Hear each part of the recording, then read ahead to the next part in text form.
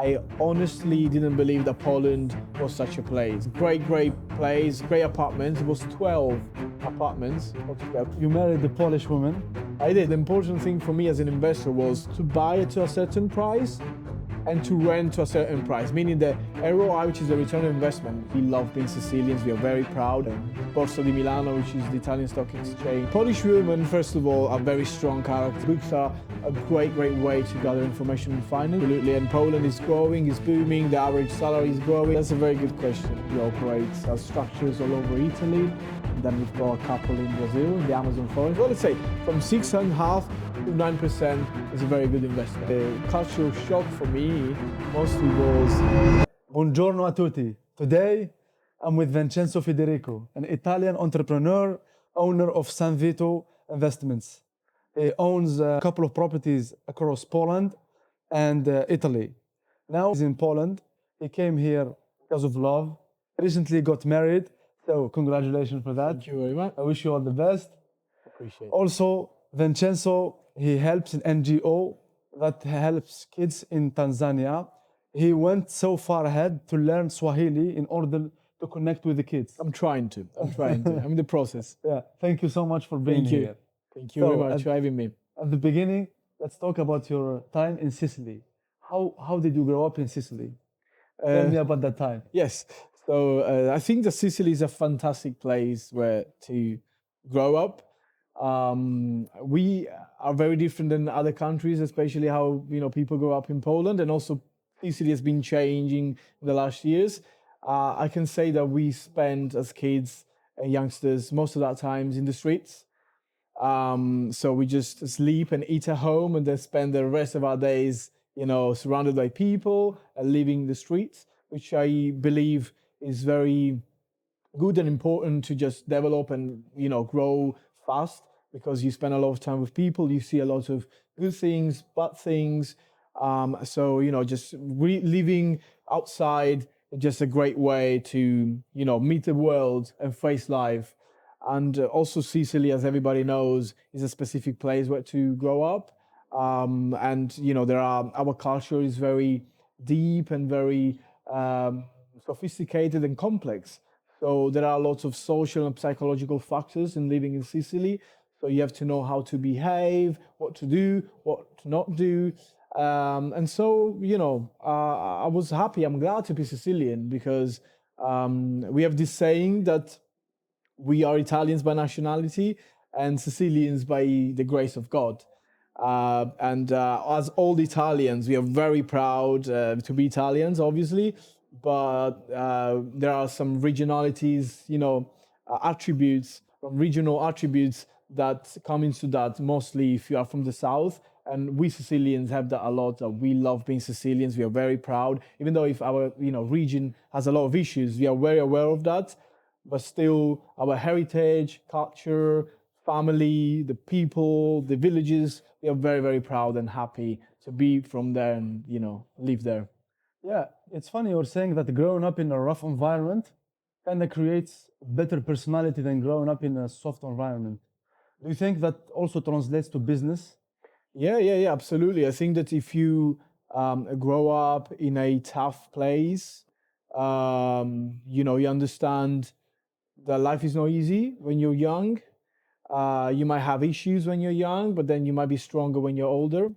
So that applies then to business as well. In business, negotiations and transactions. And also I think, for example, turning back to the point of leaving the streets, you really understand people. You get to know people to, a level that you understand human nature very well if you leave the streets when you're very young.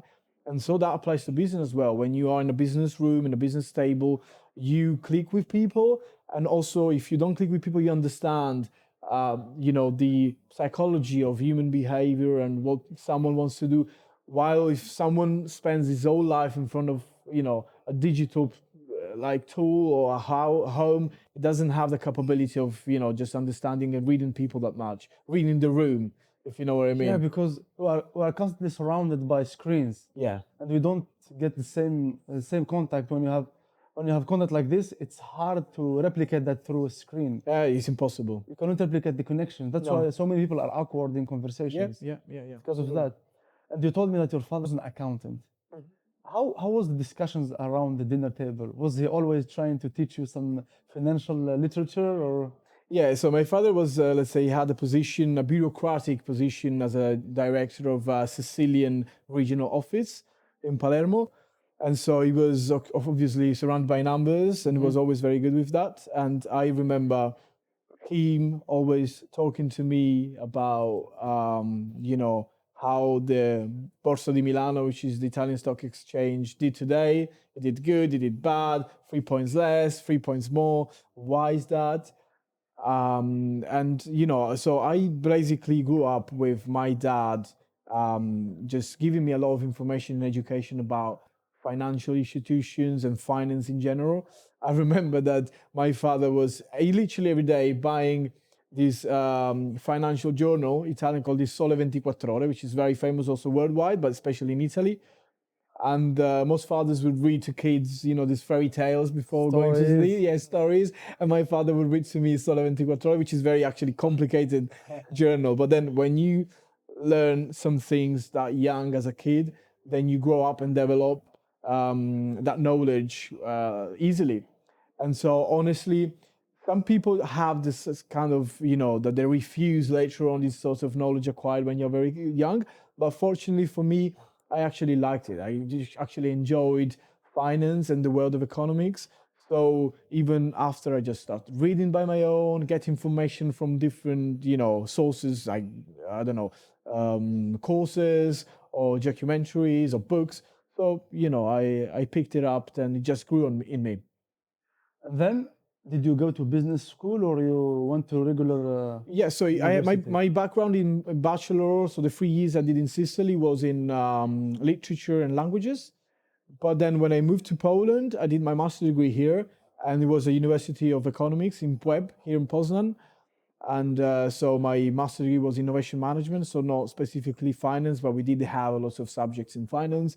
Even though I studied, let's say, in the University of Economics, I can say that I learned the most by individual, education and By yourself? yeah, by myself, reading a lot of books and gathering as much information as I could from any sort of sources. What kind of books you were reading, and if you have some kind of books to recommend to people who Yeah, want to yeah. learn about So investments, yeah, about so money? I think books are great knowledge, great tool of knowledge, especially in terms of finance.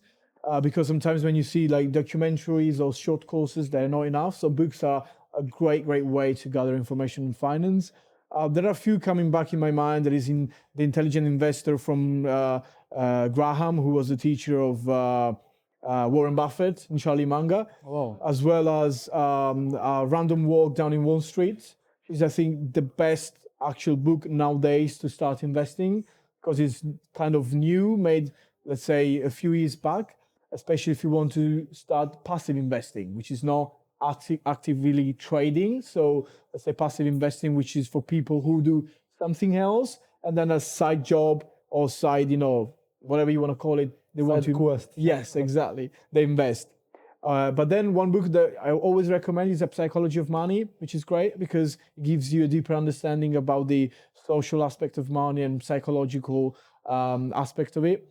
And I think it's very important. I always recommend to start reading that as a first, then while you invest, and then after you invest, because it gives you an understanding of how you should behave with money and what to do, what not to do, which is very important. Because sometimes as human beings, we're just taken away by finance, by money, and it's good to be, like psychologically balanced and be detached from it. How do you think about money in terms of the psychology? As you invested in so many things right now, how do you think about money? Do you have emotional connection or attachment to it, or you just treat it as an asset, as a way to get you to some points? Yeah, that's a very good question. I think that as human beings, it's impossible to be emotionless in terms of money because it's something that you gain, it's something that, basically guides our life, But if you want to be, I think, successful, and especially in investments, in any sort of investment, you have to try to be detached a little bit, make a step back, and be, just full of emotions in terms of when you invest, but also in everyday life. So I think my specific relationship with money is that I try to invest, I try to be informed, but I try to be as much as I can because, as I said, to a certain degree, it's impossible to be not emotionally involved. But I try as much as I can to be, detached from money because it's, I think it's vital if you want to invest into the long term, not to get involved. Otherwise, you might make a lot of mistakes. Speaking of investment, what kind of investments you recommend to someone starting out? Yeah, again, that's a very good question. I think that from my experience, one should firstly get informed, and there is no such a thing as a good investment for everyone. Because it depends on the financial situation, your social situation, and so on. But from my personal experience, for most people, I'd say that ETFs are a great way to start investing because ETFs give you the possibility to access to there are this bucket of stocks and companies. So you just basically have this stable investment and is medium to long term. So you don't need to, just actively be there all the times and check and buy and sell. So you invest steadily and basically invest and forget, as I say. So I think ETFs are very accessible. Even if you want to invest 10 euros, you can. So it's not. And what are ETFs for people who don't know? Yeah, so ETFs are exchange traded funds. So as the term says, are funds, meaning there are a bucket. So in this bucket, you have stocks. Stocks are basically financial terms that refers to companies. So each company has its own stock. And in ETFs, you might have many stocks or even bonds as well, which are, maybe hundreds or thousands.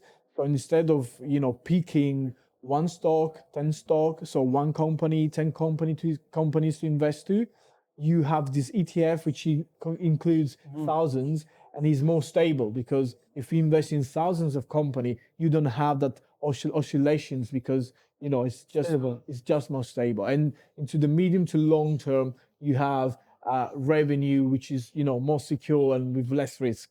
And for you, you only invest in hard assets or you also consider digital assets? I invest in both. But I understand that hard assets might be um, harder for majority of people to invest to because you need a lot of cash. The initial investment is high. Yeah, exactly. You need a lot of cash, and the initial investment is usually big. So unless as you do a loan or you take some credit, it's very hard to. So I invest in both, and I think I actually started a few years before with digital. So I opened an account on my father's name because I was underage and I couldn't. With Interactive Brokers, who's a huge broker, and I started investing in stocks at the beginning, and then I changed my investment strategy into ETFs. Yeah. At that time, looking back at that time, do you regret not investing in Bitcoin?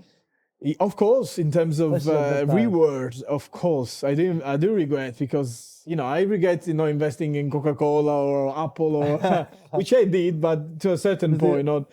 But Bitcoin, the growth was exponential. Yeah, you could have, I don't know, invested 100 euros and it could be millions, 100 millions now.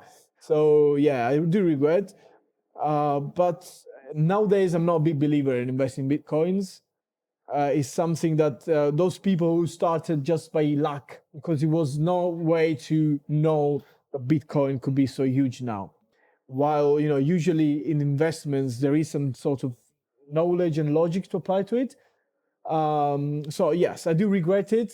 But nowadays, if you ask me if I want to invest in Bitcoins nowadays, I do invest, but just a bit. Just when I play, slot or in the casino. So the amount of money that I have just to play, instead of playing the casino, I just invest. Sometimes I put in the Bitcoins or other cryptocurrencies. But it's not, in my opinion, a steady investment. It's not your essential investment. Yeah, no, because I think that Bitcoins and cryptocurrencies are just something. There's nothing tangible behind it. When you invest, for example, in ETFs, behind it there are stocks, which are companies. So companies have tangible assets. They've got knowledge, employees, they've got tools, they've got computers, structure, and so on. Yeah. And the more the company grows, the more the stock grows and you earn money. Bitcoins is basically that you buy today to sell to a higher price tomorrow to someone else. So you need to have someone else tomorrow who's willing to buy to a higher price than the one that you bought today. Do you know what I Today. mean? So it's just about, How this, many people it's just are demand and using it? yeah. So it's not in my vision is not something that with a low risk. It's very high risk. So if you have a part of your portfolio that you could invest into, great, do that. Maybe in 20 years you could gain a lot of money. But if you want to start investing, properly, then you have to focus, in my opinion, in something else. And you told me last time when we met, you told me that you're the one who convinced your father to start investing in properties. Can you Yeah. tell me how did you do Yeah, it? yeah. And That's a nice story though, because my father worked, as I told you, as a bureaucrat for his Sicilian office. Yeah. And he's, let's say, quite, he has a big age. Let's say he's 74 now. And I'm 28 and I'm the oldest child. So there's a big gap difference. So when he retired, he stopped working. I was, I think, 15 years old. And because my dad being my dad, he always had his financial, let's say, push. And he also, let's say, shared with me the family financial situation. So I always was involved in it. And I knew that we had a decent amount of money because he retired and he worked his whole life. And my dad had a lot of knowledge about, finance and financial instruments, but had a very, very low risk aversion. So I was very scared to invest and start investing because of the risk of losing money in whichever kind of investment. So being young has its own advantages. And I was, again, 15, 16. And when he got, he retired, I started pushing him to start investing those money that we had. And I remember, as I told you, that the first thing that we did after 6 months he retired was opening an account at his name, and I did everything digitally in Interactive Brokers and started investing. I also wanted to have something solid because at that time I already had my, knowledge, and I started reading, and so I knew a lot about, also real estate. yeah. So I wanted to have something solid to invest to. And we started looking specifically in 3 places in Sicily, which are Cefaluta, Ormina, and San Vito Lo Capo, which are just villages, no big places, but by the beach and very touristic. And we saw a lot of potential in those places. And we wanted to buy different properties. So I started pushing him and just saying, okay, now is the time. Do it. And I think he just needed that because he just needed a little push, and he said, okay, let's do it. Yeah. And it was also a way for him to, in my opinion, to leave us some sort of heritage and something that we could work on, if you know what I mean. So he said, yes, let's do it. And our friends, our closer friends, knew that we were looking for properties in some places. And I still remember that when I was 17 years old, so after a few years, because the process of looking for the right places is not easy, especially when you want to buy a few, not one. And I remember we were in a pizzeria, which is a pizza place in my village, with our friends, and these friends of ours, Enzo, came to us and said, look what I found. This is, I think, a very good investment for you. It was in San Vito Lo Capo. Have a look. And we checked and we said, okay, that's a great deal. That's a great, great deal. We've been to the place and we liked it. It was a great, great place, great apartments. It was 12 apartments altogether. And the price was too good to be true. So we thought, must be a catch. That is something. And the owner was very, very serious and clear. Told us I have a bad financial situation because he had a company, and he basically failed and he defaulted, and he had debts. So I needed to, have cash and sell as soon as possible these properties. The problem was because whenever in any sort of investments there is a high reward, there's always a high risk. Always.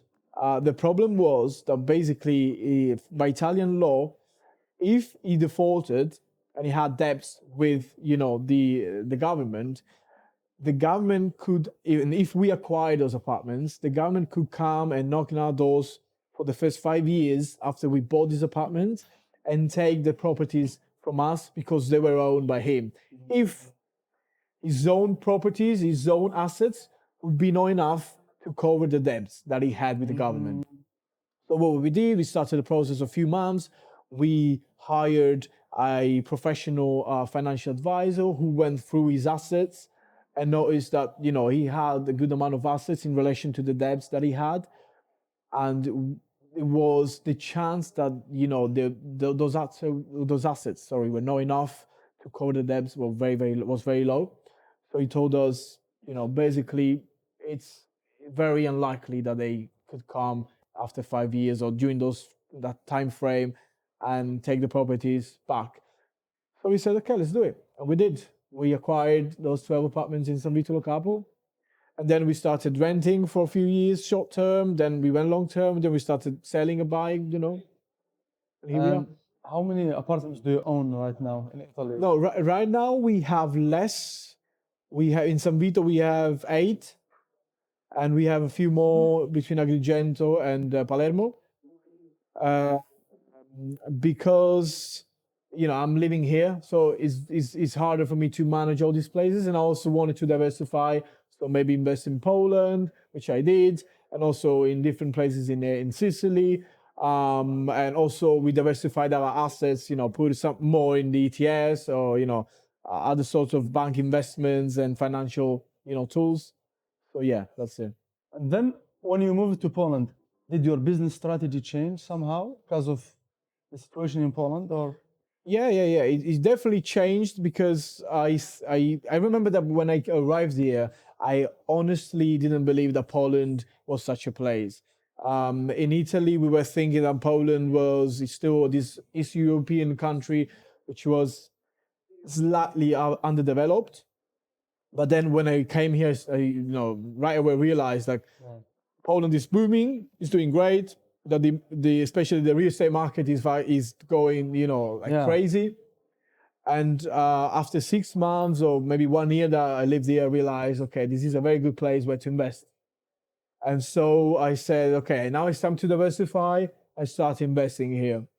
The thing was that I always lived in Poznan, and I was, going around here, I think for 1.5 years with my friend Camila, who owns her own, Neuromości, which is like this agency, real estate. We went around a lots of properties, many places.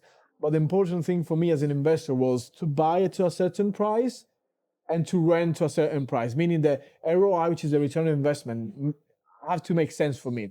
Otherwise, I might invest in an ETF or I might invest in Sicily, you know what I mean? And we didn't find good properties which could have a good return of investment for me in real estate.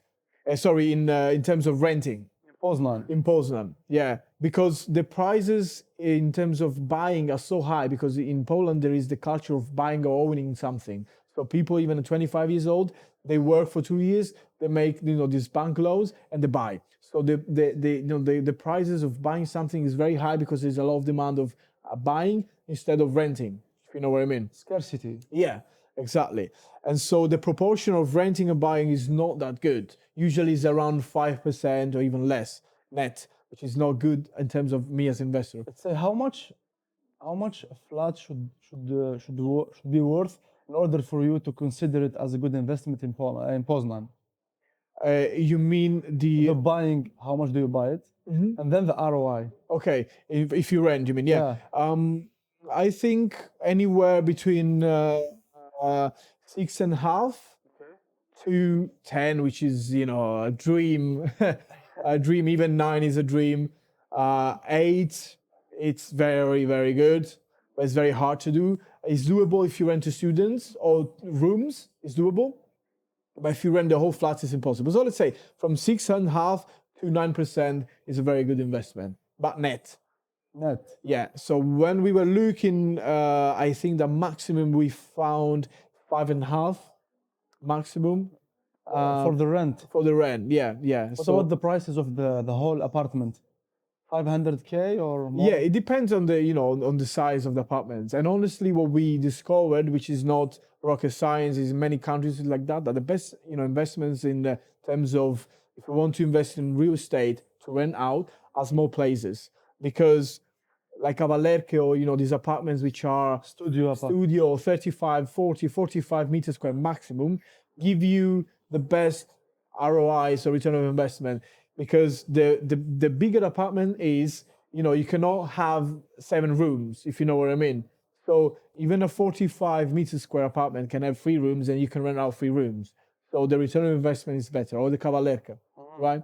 So yeah, that was the thing. And we went to Torun because my wife, she's from Torun, and I started looking there because the prices there to buy are more reasonable. But again, it was not about the higher prices; it was about the return of investment, which was important to me. But in Torun, sorry, there is this university, so it's a very university and young-oriented city, and it's very easy to buy to rent out to students. So I bought this apartment, which has 4 rooms. So I rent out 4 rooms, and the return on investment is quite good. So I was pretty happy with it, and I said, okay. I analyzed it a bit the market. Also there, I think I was 6 months looking for the right place, and then I just acquired it right away. And for now, you're renting it for students right there. Yeah, 4 rooms for students. Yeah. And when you moved to Poland and you start doing business here, what the biggest differences stood out to you between Italians and Polish people when doing business? That's a very good question. Basically, the cultural shock for me mostly was the deals that people make. So they're trying to bargain the price and so on. In Italy, it's very common. I think all these southern countries is very common. I don't know, if you see a house for 500,000, you try and offer 50K less, right? For Algeria, we try for half less. Yeah, exactly. 50%. Exactly. So Maybe he will say yes. yeah, who knows? And also, it's not only about the price. You make a price, but you also make a set of conditions. One could be if you buy with a bank loan or without, which of course is a difference, and so on. So if we buy a certain amount, you give in cash or not. You know what I mean? So there are different conditions. But in Poland, I noticed right away that was not the case. So basically, people almost would get offended. If not, in some cases, they would actually get offended if you would try to bargain for like more. Here, maximum you can ask for 5,000, which is already the maximum. Yeah. Maybe not in all situations, but most of them. I remember the ones I thought that place was overpriced, and I offered the price. I think it was 20K, 20,000 zloty less than the owner was actually asking, and they got offended. They got offended because they thought, in their mentality, is like, do you think that our place is not worth that money? Are you saying that? Do you know what I mean? While in Italy, it's just business. We don't take it personal. You know what I mean? So yeah, that was the biggest cultural. But still, me being Italian, always try to, because it's part of me, and I think that once you always try, it's business. Business. Yeah. You should always try to lower the price, especially when you think that it's not worth that price. Yeah, same thing happened to me in OLX. Like I told Yeah. you, you always, whenever I ask someone to lower the price by, Yeah. let's say, like at least 1,000, they say no and they don't sell. But then I tell them, you are on OLX. OLX is the second-hand market. It's not new. Even more. But they want you to pay the full retail price for something used.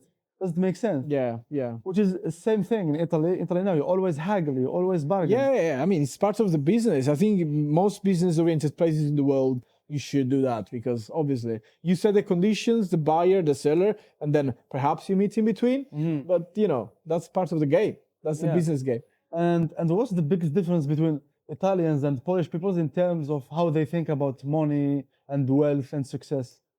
That's a very good question again. I think nowadays there's a huge difference. I think that Poland and Polish people, in our age, because of course there are many, many exceptions, are much more money and business oriented than Italians Right now. right now. I think that Poland comes from decades, if not centuries, of hardship, in hard times. So now is their time. They want to do great. People are just, you know, have this will of opening companies, of doing money, of having success, and so on. And while in Italy, I think because we came from historically in the 80s and the 90s, it was good times for Italy. People have family money, money from grandparents and so on. So they just they are more lazy and laid back, if you know what I mean. They're not just they don't have the push, the will to do business. They just want to invest. They just want to be employed.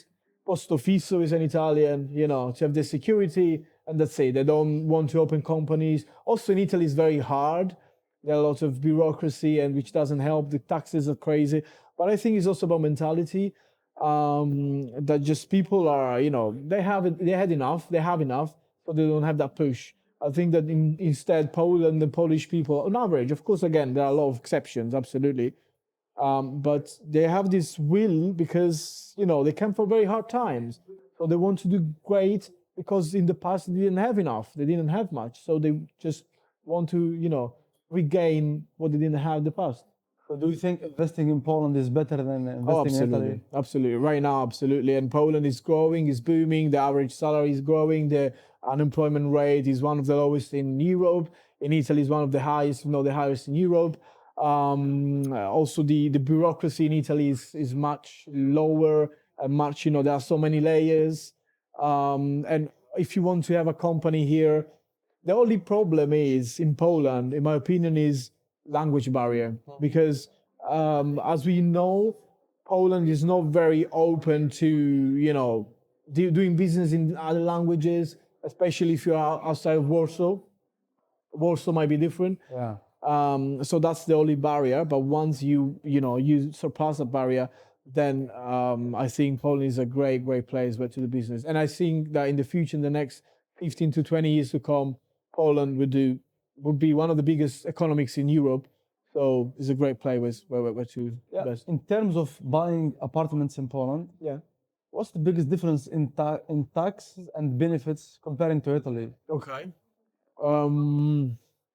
There is a lot of benefits, a lot of benefits. So, firstly, in Italy, also in Poland, in Italy there is a difference between first house, prima casa, and seconda casa. So, first house and second house that you own as individual. If you own just one house, which is first house, prima casa, we call it, you don't have much taxes to that. Once you start having, because since in Italy we always had this culture of owning properties, a lot of people own different properties because your grandma might leave it to you or your father or whatever. So there is this difference, and like second houses or third houses are taxed much more in terms of when you buy. Firstly, and in Poland is the same. In Poland, when you buy the first house, you don't have taxes. But when you buy the second house, you have, I think, 2% or 2.5% of taxes, unless is from developer. So developer stan, which is like he's not refurnished and finished, let's say, that you don't pay. But in Italy, it's more. And then the taxes, the actual taxes that you receive yearly or monthly for the second house in Italy are much more. In Poland, are non-existing. So basically, besides this 2% tax that there is at the moment that you buy, that you pay to the notariusz, to the notary, at the moment where you buy, then there are no differences in tax when you own properties in Poland. The only difference is income tax. So the more you earn outside of your rental, you have to put it in your pit, and there are layers of that's it. While in Italy, if you gain money from second house, even in terms of rental, the basically tax is higher. So There is no property taxes in Poland. no, That's very it's good for owning multiple apartments. yeah, it's good. You just pay because, of course, you have to. I have another job, so for example, you have to put it what you earn outside of your rentals in your pit, and of course, if they calculate, the money that you have to pay back to but there is no such a thing as property tax. No. Did you have to create a company in order to rent? No. You just own the property, the apartment or the house. You make contracts. The only thing that you need, of course, is a NIP. This NIP. this Yeah, code, NIP. this number that you need to in order to own properties in Poland, and then just go for it. Very simple. And you married a Polish woman. I did. How would you say, how do you impact your business life? Oh, that's I, I think Polish women are so direct, so decisive. Yeah. Did she ever called you on some of your business decisions? Yeah. My wife. So Polish women, first of all, are very strong charactered, Yeah. and they have a lot of knowledge in many topics as well as economics, which is great. So she does double question my, financial or economical choices, but just to is some sort of this brainstorming. So I tell her something, I would like to do this, I would like to do that, and she double questions that, not in a negative or not in a negative way, but just in a positive way to see maybe we could improve this. Maybe because one point of view is not enough. Not You know what I enough. mean? You might think that your point of view is the best in the world, but we're just humans. So sometimes having someone who just conversate and sees things differently, or just questions what you think, makes you realize, okay, maybe this is not that good. So that's why many times it was very close to buy properties, and then she double questioned that and said, but this property has this and that's that, and if something changes, and then I ended up not buying the property because then I was just oriented and I just had my view, but my wife double questioning what I was doing widened up my own perspective. Yeah, and Polish women are super socially smart and aware. Yeah. So that helps them when making the decision. Yeah. Yeah, true. So for sure, she maybe avoided you making a lot of loss. Yeah, absolutely. And also sometimes, when you operate in a different country, for example, if you, instead of buying a property to rent it out to students, you want to buy a property to rent it out to a couple. For me as an Italian, I search for certain things, and I can give you tangible examples. I think that maybe it's not all Italians, but me personally, I like space. I think that on average, spaces of apartments in Italy are much more, while in Poland, spaces are, very... Yeah, and then they call it 2 rooms apartment. Yeah, exactly, which is like 30 meters square, 40 meters square, Yeah. which for us, an Italian living in a 30-meter apartment would see like being imprisoned, Yeah. But for example, Polish people care about the stand of the apartment, which is like the condition. So if it's very new, they care more about it has to be new instead of being big. So me, I care about having more space, but even if the apartment is not that new, I don't care. Yeah. But my wife, having been Polish, she could tell me, if you want to buy an apartment to rent it out to people, you have to have something new instead of being spacey. So different perspectives which you give it for granted, but they're not granted because you can't know since you're from a different place. Yeah, and it's so impactful in the market right now. Yeah, absolutely. Because, for example, you could buy apartment that is not renovated, that is not very well built, and then you can make it high standard. Yeah. Then you can ask for more money. Yeah. Obviously.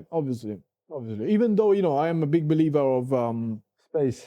no. Besides space, of less trouble that you can ask for, the better. Meaning that if you find a good apartment which is semi-new, and you can make some small renovations and just rent it out, it's even better, especially if you're not Polish, because then you have to find a company and people to do the renovation. Wow. And then they create issues. And then imagine that, for example, you have an apartment which is quite old and you have to renovate everything. It might take a year, right? And then for that year, you cannot rent it out. Instead of, if you have a apartment, you have to make minor repairs, which you could do in 2-3 weeks. Then you can rent it out right away, and you can start generating, Revenue. income, revenue, and you don't lose that year. And if you do the calculation, I don't know, 3,000 zloty per 1 year is already a good amount of money. It's like more, it's 36,000 K. So then you have to see your own things, you know.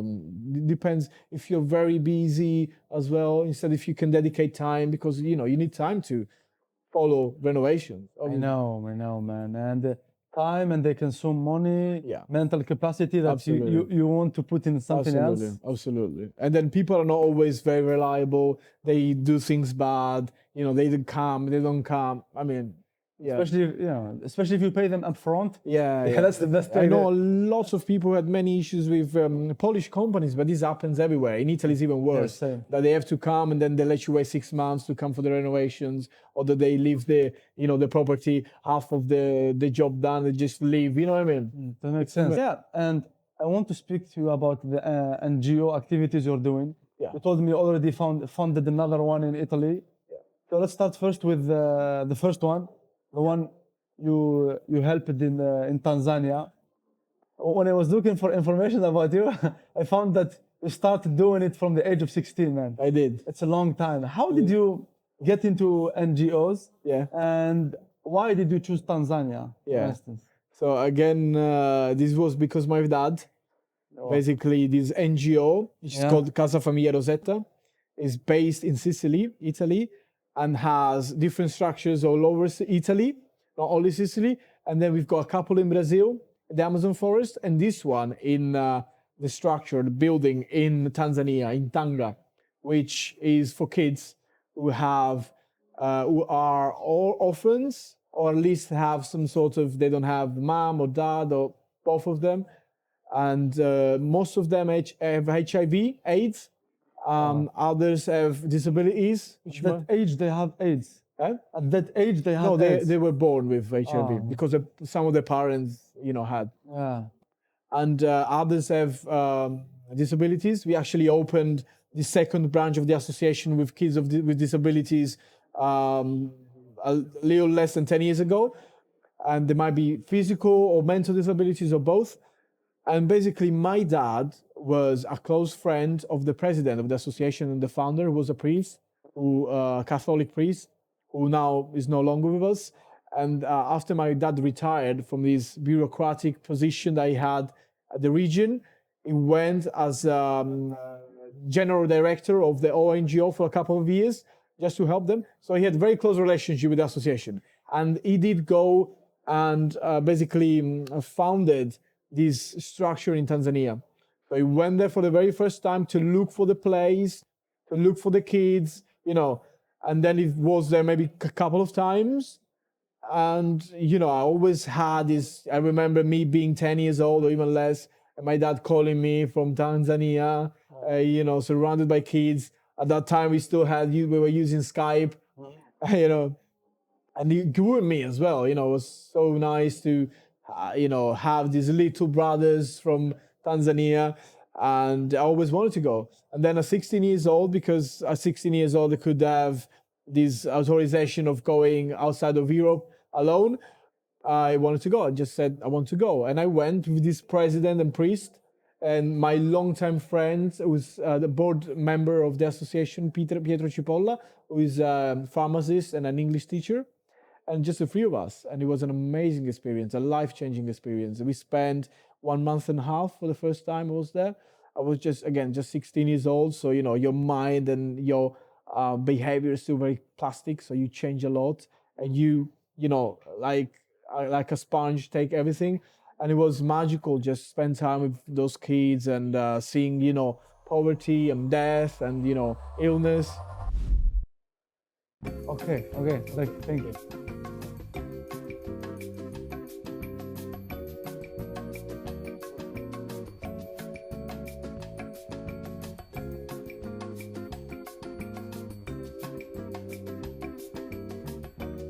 So, Vincenzo, we're talking about NGOs and how did you start? Yes.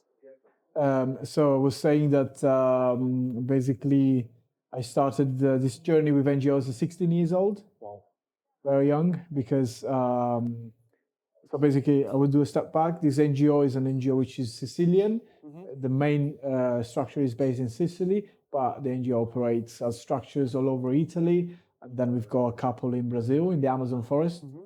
and then this one in Tanzania, which have been cooperating for more than 12 years now. Yeah. I got involved in this association, the NGO, because my dad himself, again, always him, he was a very good friend of the founder and president of the NGO, who was a priest, a Catholic priest. My father, when he retired from his bureaucratic position in the Sicilian region, he was asked by his friend, President, the priest, Padre Vincenzo Sorce, which I think is worth mentioning because he did many good things in his life.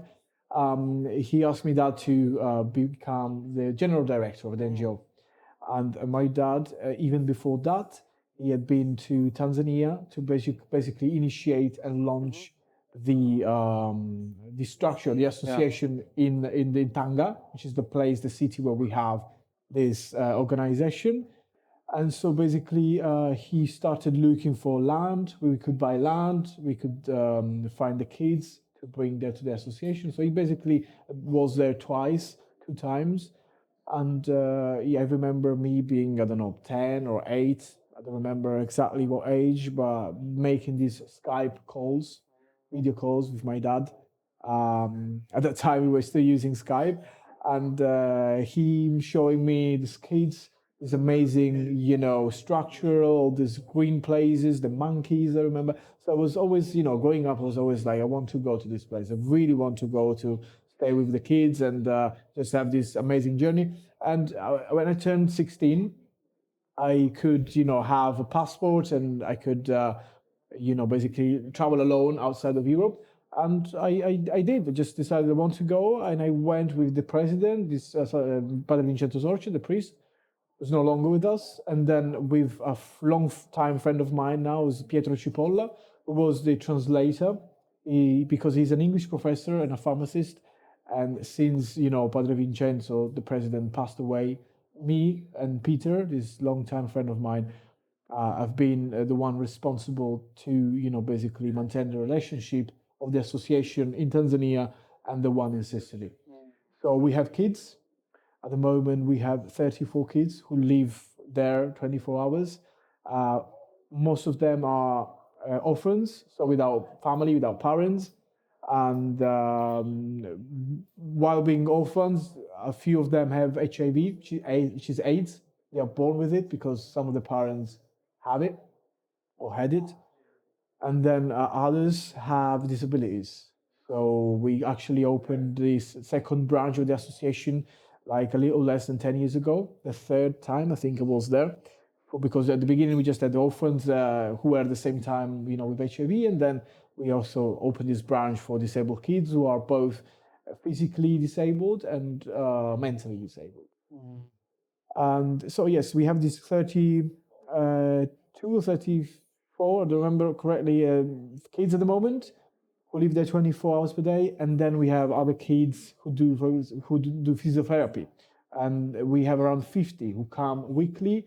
We have a physiotherapist, Dr. Rama, who helps them in improvement in physical physiotherapy, and so basically the range of the association is around 80, 90 kids, which is quite big. And we also do other sort of things. We did the drug prevention program a few years back with United Nations, and many other activities of any sort, of any kind.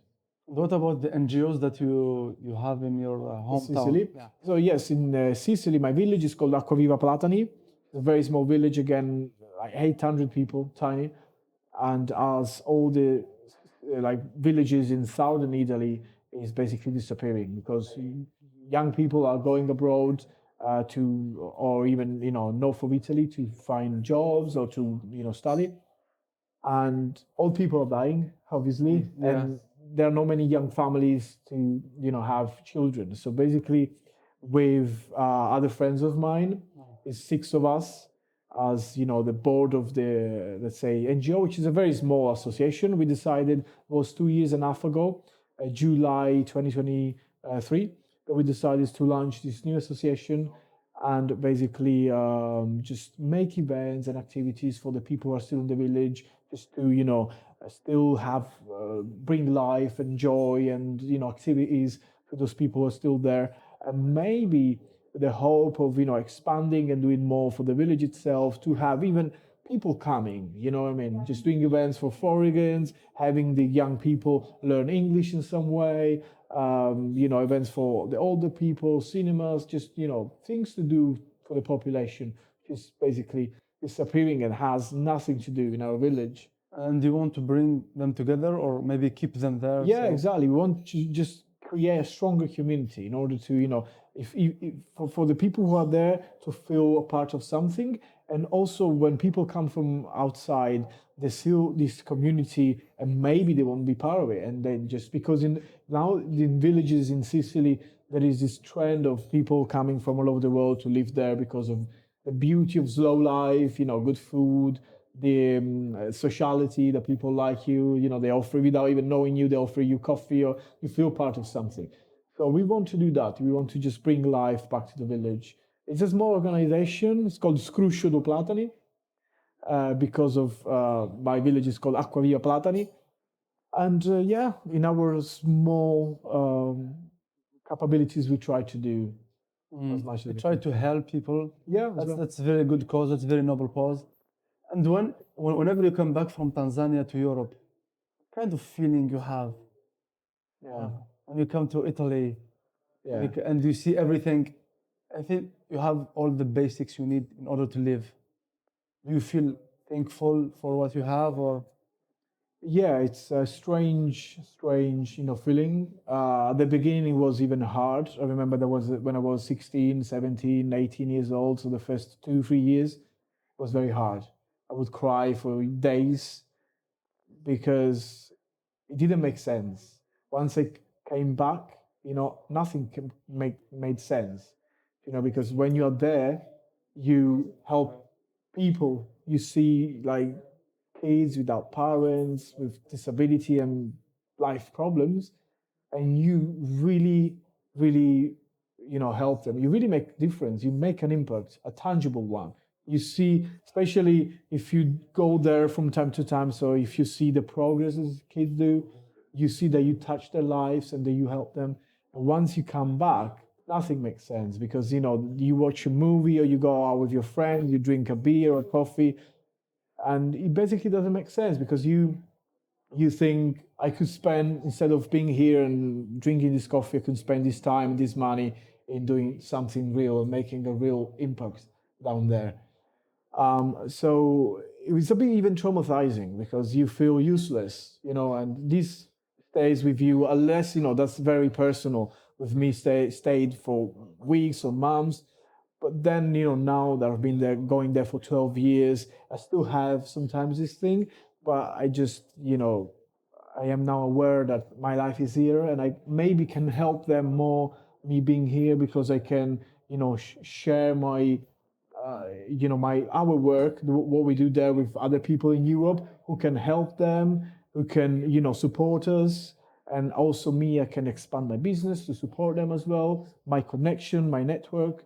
So I see as a way to, come back also to help them more than I could just staying there, if you know what I mean. and instead you see it like giving back to the community, giving back to other people. Absolutely. I mean, that's the essence of humans. Yeah, we grow up. That's how we survived, helping each other. Yeah, Yeah. and That's why we thrive that's as we a thrive. community because Yeah, we're yeah, supposed to help each other. Yeah. yeah. And it's so sad that now people they don't appreciate the little things. Yeah, and whereas in Tanzania, Yeah. just a bottle of water could change someone's life. Yeah. I remember that the first time I was there, we had a few small kids, tiny kids, coming to the association, and they were incredibly happy for the switcher, the light Oh, switchers, because in their villages they didn't have lights. oh. And so they were like, they couldn't believe their eyes when, they could push the button and the light would go off or they would go on, and they would stay there for hours because they couldn't understand how this worked, and they were impressed and super happy. Because at the beginning they were a bit frightened, because it was something very different and new. But then they started laughing and they stayed there for hours. And then, that stayed with me for a very long time because Jesus Christ, here, we complain when we didn't have, I don't know, the PlayStation 5, or we didn't have sun or a good day. Do you know what I mean? And on Netflix, Yeah, bring our yeah, favorite show. exactly. Down there, they don't even have water or light or food. Yeah, they say that's why they say privilege is invisible to those who have it Yeah, until you lose it. true, When true. you lose it, then you say, yeah, I had some. Yeah, absolutely. Man, it's very good that you're doing this charity work. I hope maybe it will expand to other countries. Maybe also you can help, let's say, in North Africa. We have some issues there. Yeah, that's really amazing, man. Now I want to talk about fighting. That's the topic that brought us together. Yeah, yeah, it's true, it's true, it's true. Yeah, you started your fighting career doing karate, Yeah, and then did. you transitioned to MMA. Yeah. I want to know, did did fighting play a role in your business mindset? Yeah. So first of all, I started karate when I was 8 or 7 years old, something like that. And I started because I was doing dance. I was dancing. Oh. I was doing different sort of types of dance. Also ballet, which is a classical one. Wow. And I was a bit picked on and not bullied, literally, but the guys didn't like that. They were telling me at school, "Oh, you are the dancer. Ballet. Yeah, yeah, yeah." So he just switched on me and say it was a way for me to just go out from that and said now I'm gonna be more confident because I didn't feel enough confident when those kids were like picking on me and I would just be very terrified and say oh maybe I should not dance and should I and then I said okay I will do karate because maybe it will give me confidence because if they tell me something now it's a manly sport if you know what I mean. You can defend yourself Yeah, also. yeah. And I started karate again when I was 7, 8. I became a black belt. And then I think when I was 13, I transitioned to boxing and kickboxing in the same gym in a village close to mine. And I always loved MMA because it's just more complex and it just takes into consideration different aspects of the sport. It's more complete. It's more complete, absolutely, 100%. And I just moved from kickboxing to MMA once I moved back here. I mean, moved here in Poland, which is an amazing place where to practice MMA. I think Poland is great for mixed martial arts, and I'm in love with it completely, as you are. Do you say that in Poland you approach it to your best ability to fight? You learned how to fight in Poland. Yeah, yeah. I think people here are very tough. There is also this culture of manlyhood and also fighting. It's in very common sports and something that they do. While in Italy, it's just football, football, culture, culture, culture everywhere. While in Poland, fighting is a very common thing, and I just love it because also fighters have this community. People are super nice.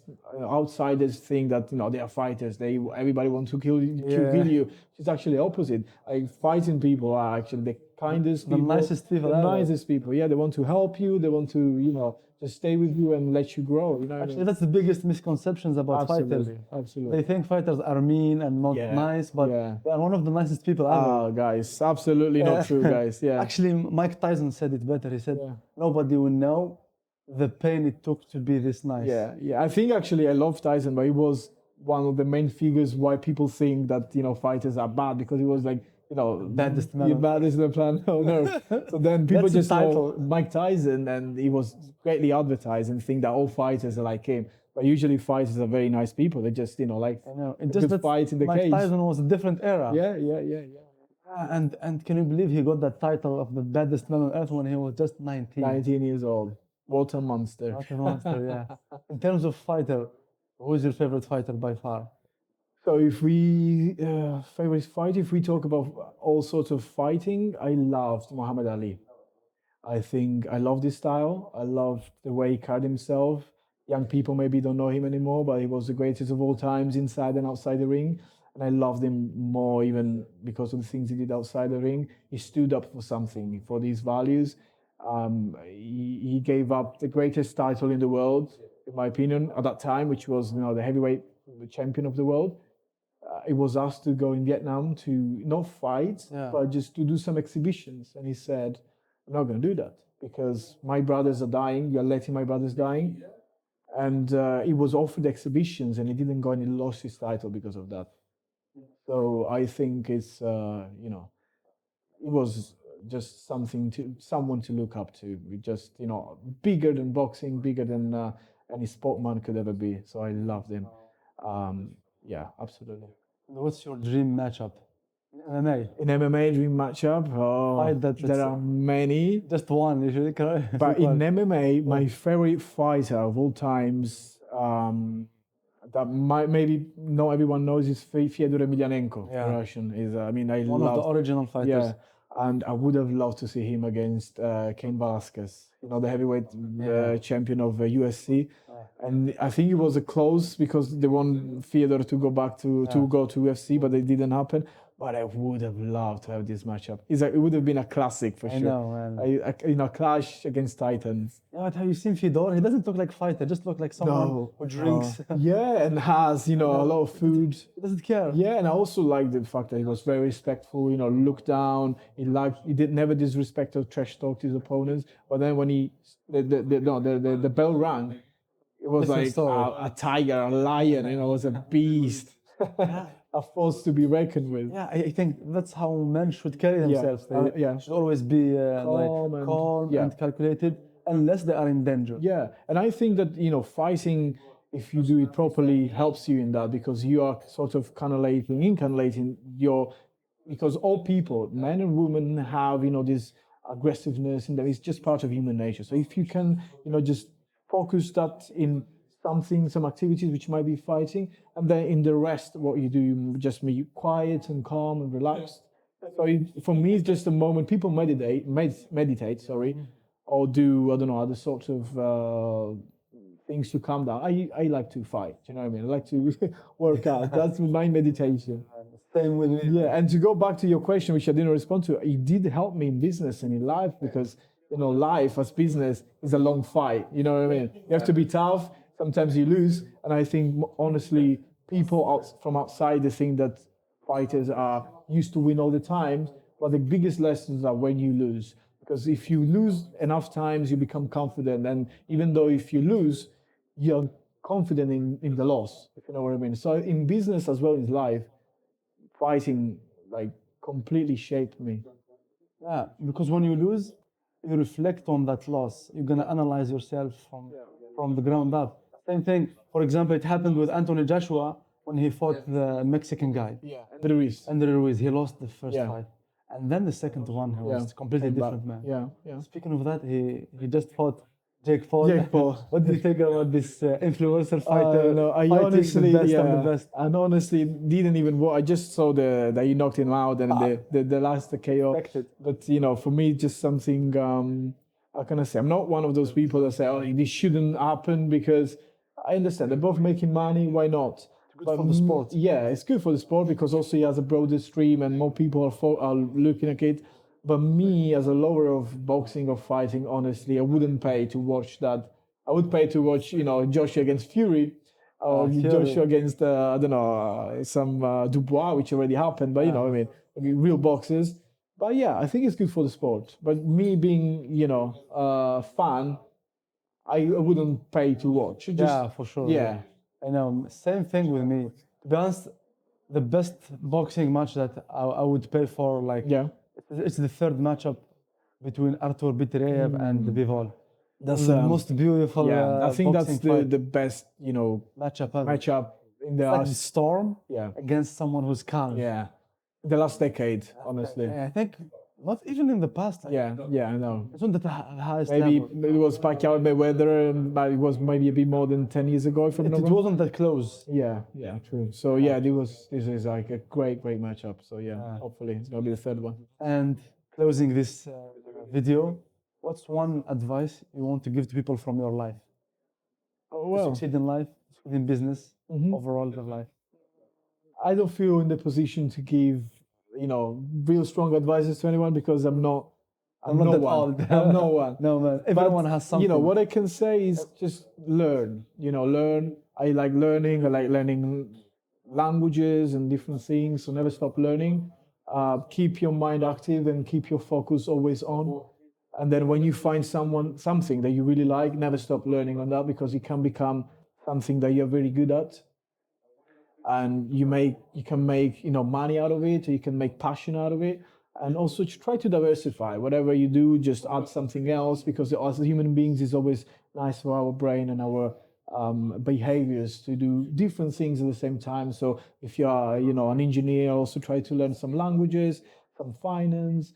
So just try and learn as much as you can, because you might find it. In Italy we say, in Sicilian actually, we say learn and put it in your pocket, and maybe someday you're gonna find it. You know what I mean? Because you You may never know. never know. On that notice, to conclude, Vincenzo, thank you so much. Always a pleasure, Amazing bro. discussion.